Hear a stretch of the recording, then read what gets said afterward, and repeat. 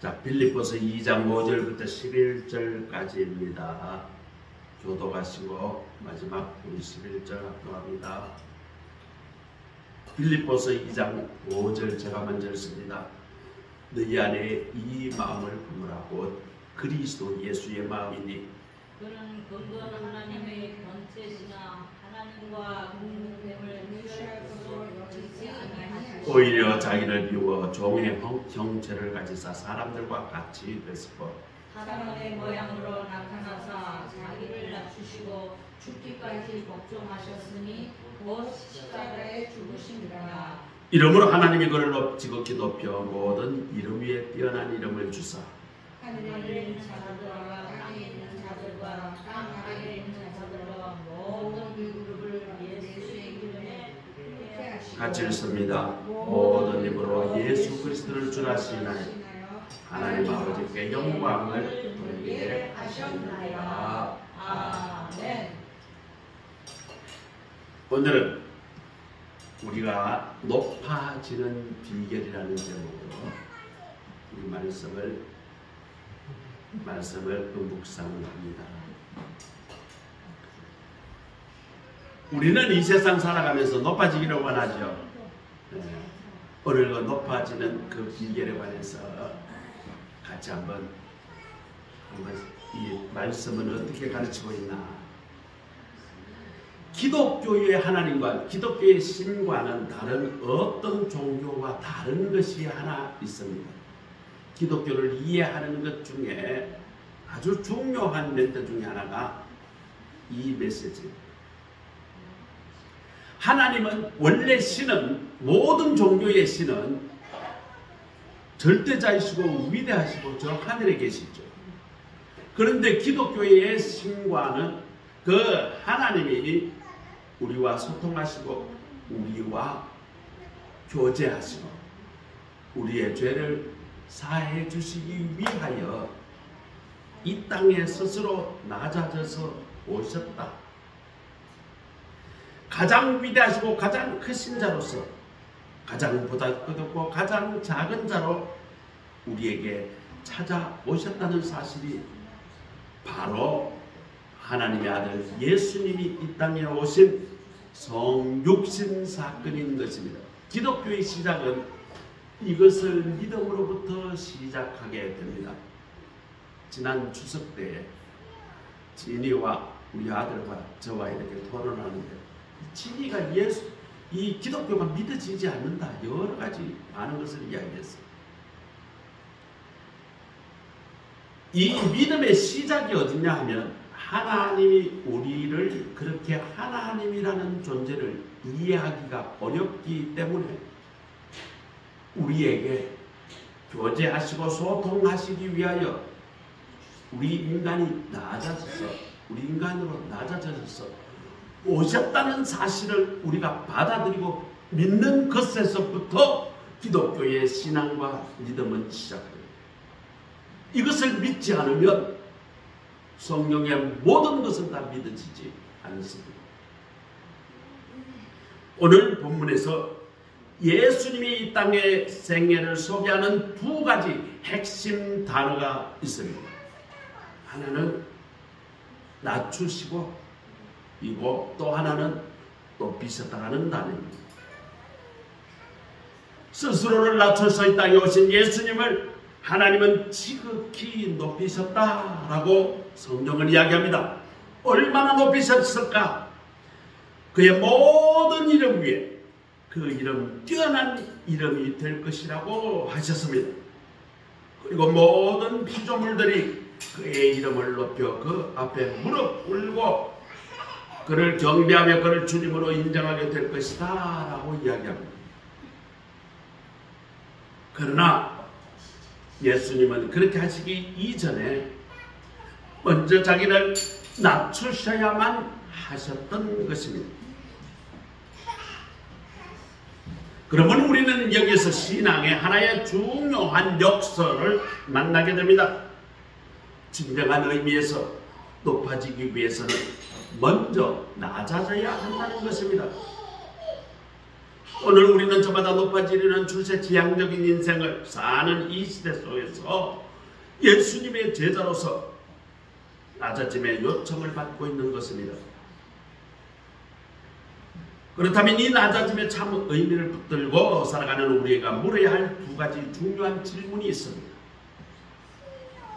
첫째, 낮추심의 이유가 무엇인가? 둘째는 낮추심의 실제적 방법은 무엇이냐는 것입니다. 회사에서 직원을 뽑았어요. 아니 뭐 그런 것까지 할 것도 없어요. 공동체에서 똑똑한 사람들이 모여서 서로 대화를 합니다. 어떤 사람은 자의식이 강해요. 자기 주장이 강합니다. 회사 사장이 나름대로 회사를 경영하는 철학과 사상과 방법이 있는데 이 친구는 회사의 사장과 그런 것 아랑곳하지 않습니다. 자기가 옳다라고 생각되어지면 그것을 거침없이 이야기를 합니다. 사장이 아무리 그렇게 말해도 우리 회사는 그것하고 걸맞지 않는다. 우리 회사는 작은 회사이고 우리 회사에 맞도록 이렇게 경영을 해야 된다. 이야기해도 이 친구는 아랑곳하지 않습니다. 아니 사장님, 우리 회사도 사원 복지가 필요하고 대기업처럼 이런 조직도 필요하고 저런 복지도 필요하고 그러면서 자기 고집을 굽히지 않아요. 사장이 아무리 설득하고 이야기해도 뭐 나름대로는 조금 똑똑한 척 하는데 얼마나 사장의 말을 듣지 않는지 몰라요. 결국 그 사장은 그 친구를 내쳐버렸어요. 네 같은 인간 내가 월급을 주는 내가 한심하다 하고 내쫓아버렸어요. 또 대학원의 박사과정에서 공부한 학생이 하나 있었습니다. 이 학생은 뭐 나름대로는 똑똑하다고 스스로 생각합니다. 어디서 이상한 책을 하나 읽었어요. 거기서 자기 나름대로는 뭔가 하나 그 지식을 하나 가지고 있습니다. 박사 과정에 교수가 오면 교수가 여러 가지 논리를 자꾸 이야기를 하게 하고 이 사람 의견 저 사람 의견 이 책 저 책을 읽고 토론하게 시키면서 결국은 교수가 생각하고 있는 그 어떤 길로 생각을 하도록 계속 유도를 합니다. 이것이 박사과정입니다. 대학과정에서는 가르칩니다. 그러나 석사과정에서는 박사과정에서 공부할 수 있도록 그런 것을 훈련시키는 것이 석사과정.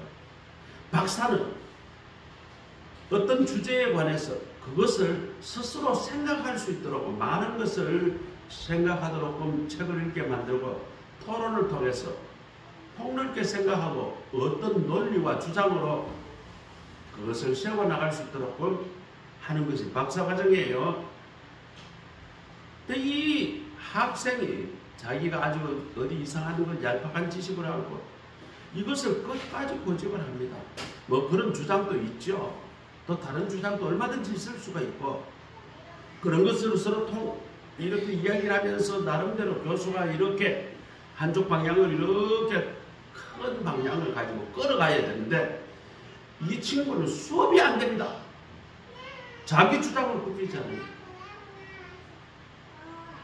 한 학기 내내 그 학생 때문에 아무것도 하지 못했어요. 그 다음 학기가 됐습니다. 이 교수가 인격적으로 잘 가르치니까 그 학생들 인기가 많으니까 그 교수에게 다 박사과정에 들어와서 지도해달라고.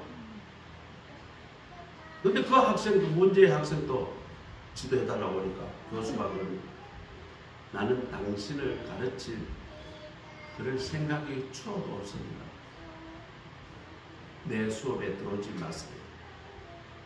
잘라버렸어요. 학생은 아니 내가 박사학위 공부하려고 돈을 내가 600만 원, 700만 원을 주고 학비를 내고 들어왔는데 나는 배울 자격이 있습니다. 그랬더니 교수가 학생은 배울 그런 권리가 있지만 교수도 가르칠 권리가 있습니다. 나와 그렇게 충돌하는 학생들에게 굳이 내가 가르쳐줘야 될 이유 한 학기 동안 내가 당신을 통해서 내가 얼마나 모욕을 당했는지 모르겠습니다. 그러면서 그 학생을 내쳐버렸습니다. 그리고 다른 교수에게 전화를 해서 교수님 이 학생 내가 감당이 안 되니 그렇게 해주세요.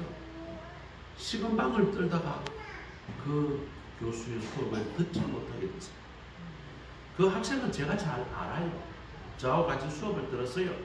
코로나 코로나 때 시작하자마자 저기 YMCA 그 연구소에서 거기서 수업을 코로나가 있어 학교가 다 문을 닫았기 때문에 우리가 그때 YMCA 시내에 있는 그 연구소에서 수업을 했어요. 제가 같이 들었는데 그 학생이 제 아들뻘입니다. 진원이 나이쯤 돼요.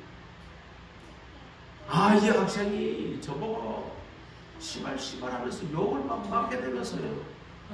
그렇게 당신이 뭐가 대단하냐고. 박사과정이자면 제가 나이가 지금 70이 다 됐으니까 지금 30대 들어오는 아이들을 하면 내 아들뻘이잖아요. 그러니까 저하고 박사과정을 5년째 같이 공부하는 학생들, 7년째 공부하는 학생들은 매우 친합니다. 그래서 가면 이전도사 또 김목사 아주 편하게 내가 대해주고, 그리고 내가 아버지 뻘이니까 거기에서 내가 가면 점심은 항상 내가 사요. 왜? 걔네들 월급 받아봤자 교회에서 부목사 아니면 전임 아니면 파터 이렇게 하기 때문에 이 월급이 얼마 안 돼서 돈 쓸 돈이 별로 없어. 생활비도 없어요. 애들 학교 다 지금 다니고 애들 초등학교 학원비 다 모자라는 걸 뻔히 알고 있기 때문에 밥 사봐야 11,000원짜리 그것 내가 아들 친구들 그 밥 못 사주겠어요. 일주일에 한 번 있으면 내가 서너 명 내가 밥 못 사는 거 해봐야 3만원 4만원인데, 그리고 학생들이 또 비싼 밥을 절대로 안 먹습니다. 내가 이번에 좀 비싼 거 12,000원짜리 먹으러 가자. 아이고 목사님 그러지 마시고요. 이것저것 6,000원짜리 7,000원짜리 먹어요. 우리는 아무 상관없어요. 매번 그렇게 학생들이 그래요. 그래도 교수님이 있고 이러니까. 교수님도 저보다 나이가 15살 적어요.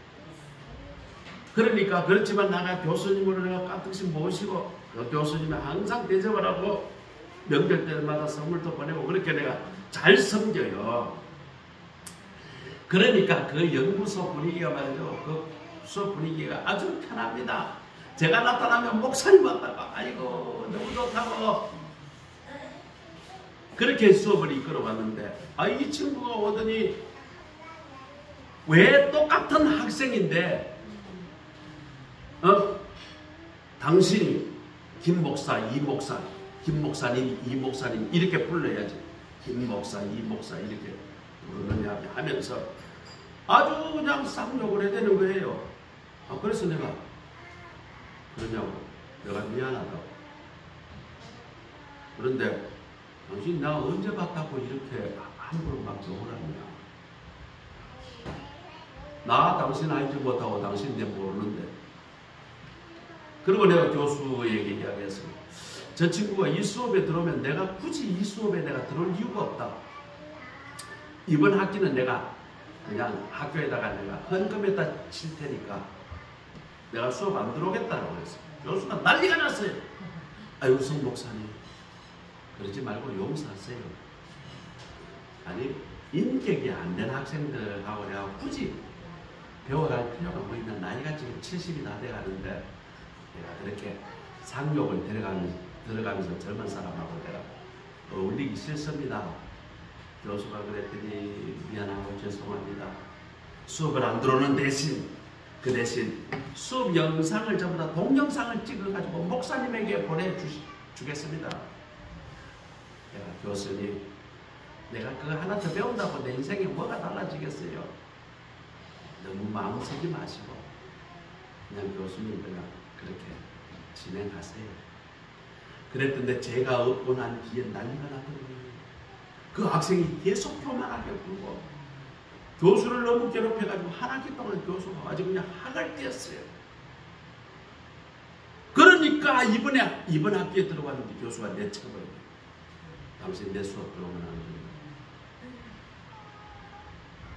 그래서 말이죠. 첫날 수업에 저보고 성 목사님 죄송한데 좀 나가다라.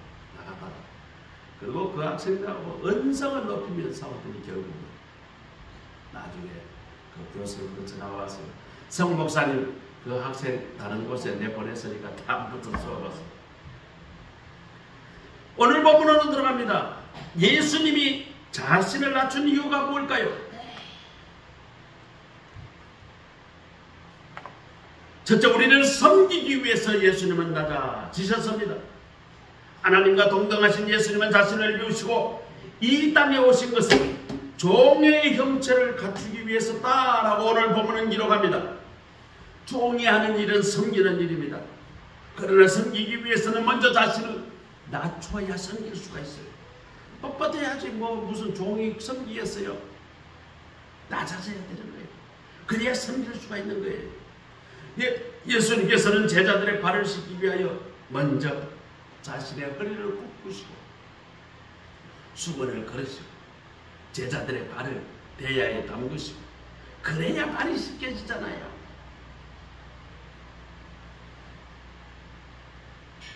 예수의 제자들이 낮아지지 않는다면, 섬기지 않는다면 이 세상은 결코 변화될 수가 없습니다.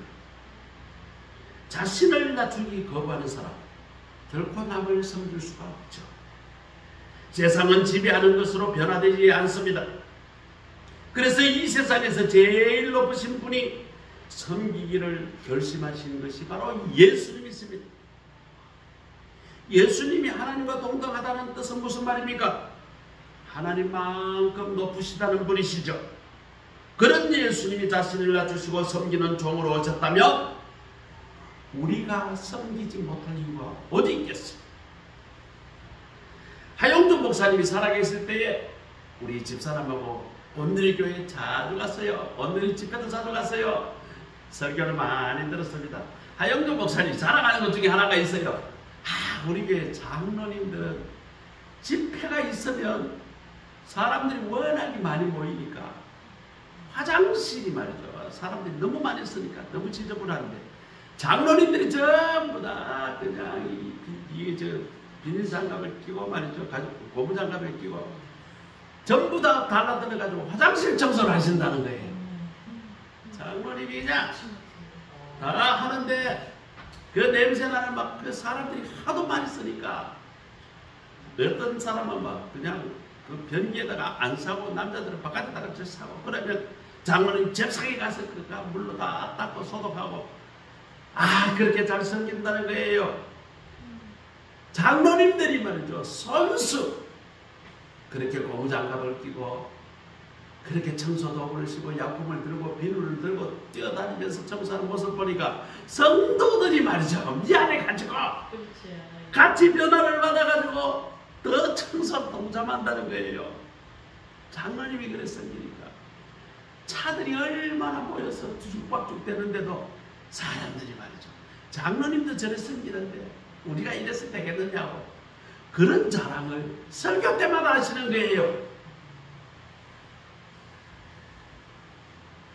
설교 듣는다고 변화되지 않습니다. 성경 공부한다고 변화되지 않습니다. 말씀 그대로를 겸손하게 받아들여 순종하고 내가 그것을 행할 때에 실제적인 변화를 체험하게 되었다는 것입니다. 저도 그때 그 설교 듣고 많이 감동했어요. 그래 고무장갑 낀 그 노인네가 장로님이셨구나. 그 교회는 장로님이 워낙에 많으시니까 누가 그 장로님이 잘 모르는데 화장실에서 고무장갑 끼신 그 노인네가 장로님이시구나. 내가 크게 감동받았습니다.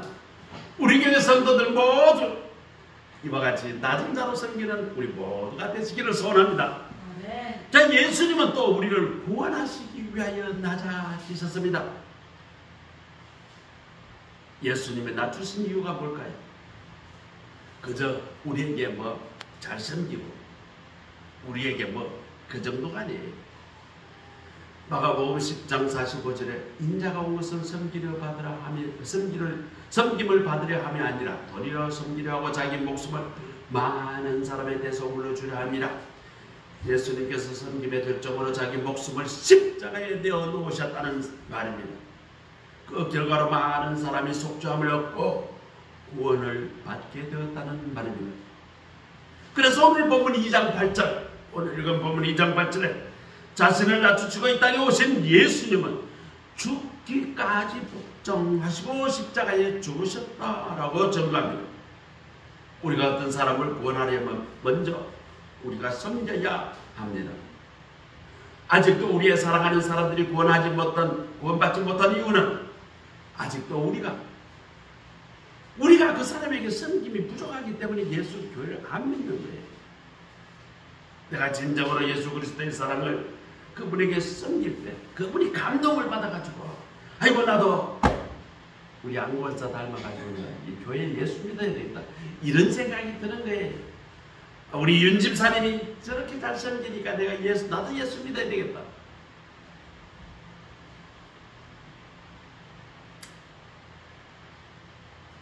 어떤 신학자는 그리스도인들이 사회 봉사를 세례 요한의 역할에 비교합니다. 세례 요한은 예수님의 오실 길을 준비하듯이 그리스도인들이 섬김이 이 사회에 믿지 않은 많은 사람들이 구원의 길로 인도한다는 것입니다. 최근 한국교회가 성장하지 못합니다. 오히려 쪼그러들고 있습니다. 왜 그럴까요? 한국교회가 섬김을 안 하기 때문에. 우리가 섬겨야 할 이유는 우리 이웃들을 구원하시기 위하여 예수 그리스도 십자가 사랑을 우리가 몸소 실천해야 하는 것입니다. 그 다음으로 우리가 예수님이 자신을 낮추시는 방법이 무엇일까? 본문 7절을 보면 자신을 낮추기 위하여 먼저 자신을 비우셨다라고 이야기합니다. 내가 비웠다는 것은 무엇일까요? 예수님은 자신의 본질을 포기하지 않으시면서 자신의 특권을 비우고 포기하신 것입니다. 예수님은 하나님과 동등된 자리를 포기하시고 사람의 자리를 취하셨습니다. 주인의 자리를 포기하고 종의 자리를 취하셨으며 자신이 하나님으로서의 지위와 대접을 포기하시고 대신 가장 낮은 사람인 종의 모습으로 오셔서 오해와 천대를 받으시며 우리를 섬기시고 우리를 구원하시기 위해 기꺼이 그렇게 하셨습니다. 종원당에 우리 창업자가 우리 장로님이신데 그분이 살아 계실 때입니다. 이분은 틈이 나면 손에 장갑을 끼고 회사에서 가장 낫는 청소부로 다니면서 휴지도 줍고 화장실 청소도 하고 그러는 거예요. 그래가지고 말이죠. 처음 오는 직원들은 그 사람을 회장인 줄 모르고 아니 화장실에 어떤 할아버지 한 분이 와서 나이 많으신 분이 와서 정성스럽게 그렇게 이 청소를 하는 모습을 보고는 청소부 아저씨 이렇게 부른다는 거예요. 그 사람이 그렇게 섬긴다 해가지고 그 종건당 회장이라는 것이 달라집니까? 안 달라지잖아요. 그렇지만 회장이나 사장쯤 되면 어때요? 높은 자리에 앉아가지고 결제서를 갖고 오시오. 그러면 이러면 안 돼요. 이래야 돼요. 그렇게 좀 좀 폼나게 할 수 있잖아요. 그런 특권을 포기하고 그분은 어떻게 해요? 틈을 내가지고 회사에 구석구석 다니면서 풀도 뽑고 담배꽁초도 좋고 휴지도 좋고. 그러니 처음 오는 사람들은 그 사람들은 청소부 아저씨를 알았다는 거예요. 예수님은 자신을 또 낮추시는 방법은 스스로 자신의 죽음의 자리로 두셨다는 것입니다. 예수님의 섬김의 시작은 어딜까요? 내 자신을 비우면서 시작했습니다. 그런데 예수님의 섬김의 마지막 그 절정은 어딜까요? 바로 십자가의 죽으심의 자리에 두시는 것입니다. 8절에 보면 자기를 낮추시고 죽기까지 복종하셨으니 오 십자가에서 죽으심이라. 십자가를 우리는 단순히 예수 믿는 사람, 그래 예수님이 십자가 고난을 당했으니 우리도 고난을 당해야지, 이런 고난의 도구가 아닙니다. 십자가는 이 땅에 보내신 하나님의 뜻, 우리를 구원하기 위하여 십자가에 죽으신 것입니다. 바로 유월절 어린 양으로서 우리의 죄를 대신해서 죽으신 속죄 양으로서의 죽음, 그 죽음을 위하여 예수님은 십자가에 죽으셨던 것입니다. 더 많은 사람을 구원하기 위해서라면, 그리고 그것이 하나님의 뜻이라면 나는 얼마든지 죽을 수 있다. 그것이 바로 예수님의 십자가였던 것입니다.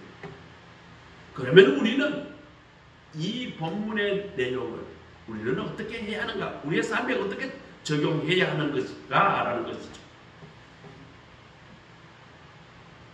우리가 예수 그리스도의 사랑으로, 예수 그리스도의 십자가 정신으로 우리가 섬기고 우리가 죽을 때에 이웃들이 살 수 있다는 것입니다. 우리가 내 잘 살고자 발버둥치면 이웃이 죽어가고 있는 것은 아닌가?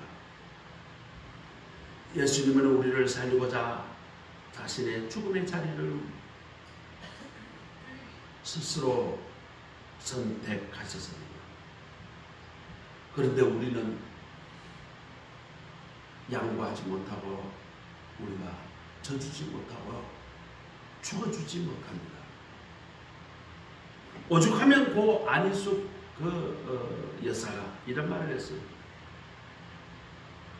자, 그분이 설교하는데 이런 말을 합니다. 당신은 십자가에서 죽었어요.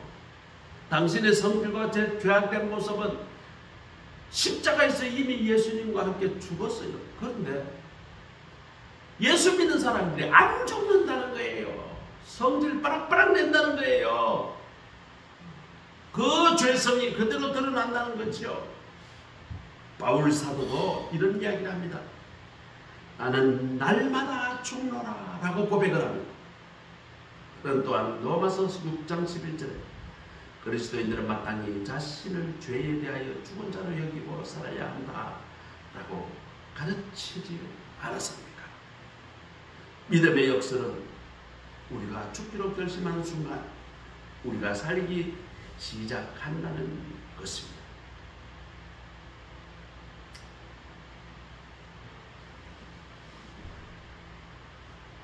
어떤 사람이 있습니다. 시집을 갔어요. 예수를 믿었는데 남편은 예수를 믿지 않았어요.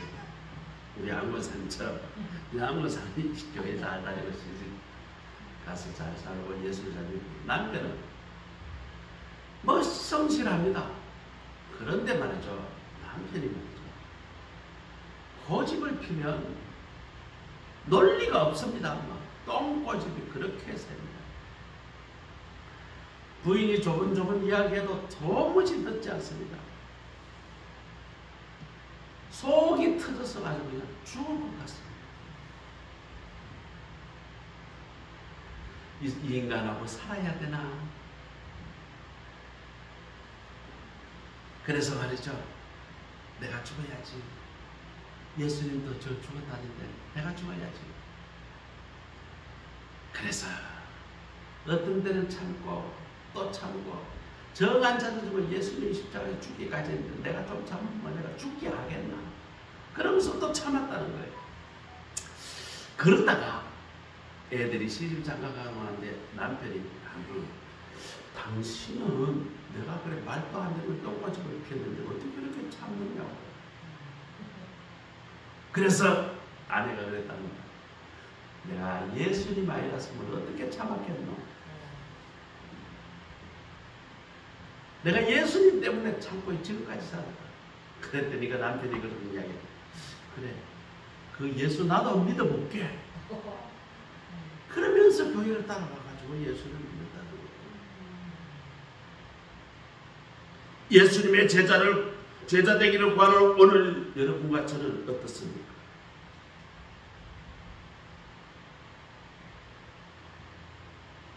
예수 그리스도인들의 리더십을 세상이 시사하는 방향, 저 높은 곳을 향하여 그런 것이 아니라 십자가로 직결되는 저 낮은 곳을 향하는 이런 움직임인 것입니다. 우리가 이 말이 자조적이고 자학적으로 들릴지 모르지만 그리스도의 첫사랑을 경험하고 그 말씀을 청종하여 살기로 결심한 사람, 예수를 따라가는 길은 결코 세상이 알 수 없는 하나님의 평화와 기쁨을 향하는 길입니다. 저도 회사에 있을 때 제 직원들과 저와 같이 일했던 수많은 엔지니어들, 저를 이야기하면 그때는 제가 이제 시스코에 이제 임원으로 있었으니까 저는 이제 이사님, 팀장님 여러 가지로 불렀어요. 그런데 제가 중요한 일을 맡기는 사람이 있습니다. 또 그런 일을 맡기는 업체가 있어요. 누굴까요? 저에게 참 겸손하게 잘 듣고 섬기는 사람. 그러면 그 사람에게는 아주 중요한 일을 맡겨요. 그런데 이 회사를 대표해서 온 사람들이 식은방을 떠는 사람은 어떤가요? 그 사람은 일을 아주 하찮은 맡깁니다. 회사가 있는 데서 직원을 뽑았어요. 직원이 여러 명 뽑았는데 어떤 사람은 사장님 그 방침에 맞춰가지고 정말 사장님의 그 원하는 방향대로 참 겸손하게 내 판단과 내 고집은 끊고 사장이 원하는 대로 잘 맞춰주는 사람이 있습니다. 사장이 있을 때는 그 사람이 믿음직합니다. 그런데 사장이 말하면 꼭 사사건건 자기 그냥 고집을 이야기합니다. 이게 더 맞다고 사장 고집을 꺾으려고 그래요. 뭐 때로는 맞을 수도 있겠죠. 그런 사람은 사장이 결국은 그 사람 내보냅니다. 그래 네 혼자 잘 먹고 잘 살아라 그러면서 쫓아갑니다. 우리가 이웃을 위해 섬기고 희생하는 것이 있어야 된다. 그것뿐만 아닙니다. 우리가 사랑하고 섬길 때에 그 목표가 그 사람의 영혼 구원을 위해서 우리가 섬깁니다. 그때에 내 자신이 좀 손해볼 수도 있어요. 그러할 때에 하나님께서 역사하십니다. 다른 게 아니에요. 엘리베이터 탈 때나 식당에 갈 때도 또 누구를 만날 때도 또 마찬가지 있어요. 저는 식당에 가면 항상 만나는 사람마다 칭찬합니다. 특히 서빙하는 아주머니에게 칭찬을 잘해요. 아이고 아주머니 오늘 어떻게 인상이 이렇게 좋아요? 서비스가 너무 좋습니다. 그러면요 그 사람이 기분 좋아가지고요 반찬을 더 갖다 줘요. 우리가 좀 손해보더라도 저 사람 영혼 구원이라는 그런 관점에서 우리가 더 섬기고 나를 죽이고 나를 더 낮출 때에 저 사람 닮아서 내가 예수를 믿어야 되겠다. 이런 생각이 드는 거예요. 내가 내 거 다 챙기고 내 욕심 부리고 내 성질 다 내고 내가 다 대접받고 내가 더 높임받고 이러면서 어떻게 이웃에게 하나님의 복음을 전하겠습니까? 하나님께서 우리가 낮아서서 예수의 십자가 길을 가심으로 하나님을 사랑하고 이웃을 섬길 때에 우리를 구원과 영광의 자리로, 더 나아가서 천국의 저 영광의 자리로 우리를 높여주실 것입니다. 장관인데 내가 좀 이름이 기억이 안 나요. 얼굴은 기억이 나요. 그분하고 일을 좀 했기 때문에 이름이 두자인데 내가 좀 기억이 안 나요. 그분은 저보다 연세가 한참 많았어요. 내가 일을 할 때 내가 40대 그때 한 초반쯤 됐죠. 그분은 그때가 60, 한 7, 8쯤 됐어요. 그래서 사람이 참, 교회 장로님이시고 장관이셨어요. 저분이 성군, 뭐 아들뻘이니까 그렇게 부르기, 그분은 70이나 되고 내가 40이니까 성군하고, 그분 아들이 저보다 나이가 한 살이 많았다고 해요. 그래서 제가 이제 그 장관님 만나면, 장관님, 그럴 때로는 아버님하고 그러는데, 아버님하고 그러고, 허허 하고 있어요. 이분이요, 얼마나 겸손한지요.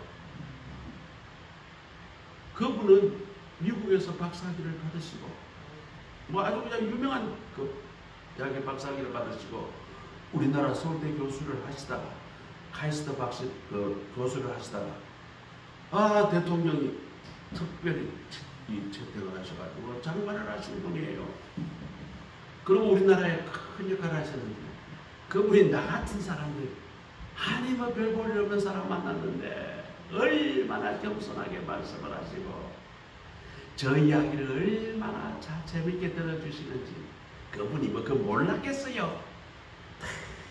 듣고 꼭 그렇게 끝에 그런 칭찬을 해줍니다. 자네는 이 민족을 구원할 빛이야. 그런 말을 해주니까 내가 말해요. 내가 그 빛이겠어요. 얼마나 신이 나는지 몰랐어요. 그리고 그분이 꼭 나가면 그래요. 꼭 인사해가지고 안녕히 가시라고. 그리고 국가와 민족을 위해서, 하나님을 위해서 열심히 섬깁시다. 이런 인사를 할 때마다 그렇게 해서 뭐 자주 만나지는 못했지만 그분 만나면서 어떻게 그렇게 겸손하게 섬기는지 몰라요. 항상 온화한 얼굴로. 오늘 예배 참석하신 우리 모두는 예수님을 본받아서 스스로를 비우고 낮추셔서 겸손히 섬기며 살아가셔서 이 땅에서 영생의 삶, 구원의 삶을 받아 누리시고 또 이 복음을 우리 주위에 널리 전하고 우리의 섬김으로 우리 주변이 복음화되는 그런 주인공이 다 되시기를 주의 이름으로 축복합니다. 기도하겠습니다. 하나님 감사합니다. 오늘 예수님의 낮아지심을 오늘 본받아 우리도 낮아져서 하나님이 우리를 높여주는 그러한 복을 누리는 우리 모두가 되게 하옵소서. 예수 그리스도의 이름으로 감사하며 기도드립니다. 아멘. 찬송가 454장이네요. 454장.